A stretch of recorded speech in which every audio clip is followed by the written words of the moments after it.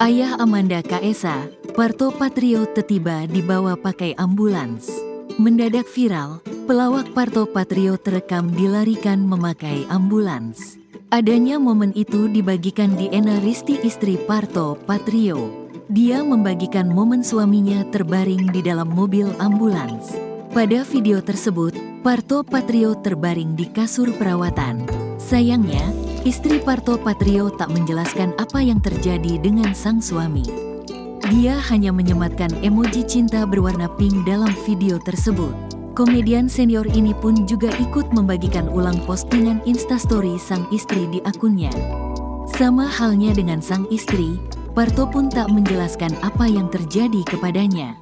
Namun salah satu akun fanbase Amanda Kaesa mengunggah dan menuliskan keterangan cepat membaik. Sebelum videonya dibawa oleh mobil ambulans, Parto diketahui baru liburan di Bali dengan keluarganya. Momen liburan itu dibagikan sahabat Sule ini melalui akun Instagram pribadinya.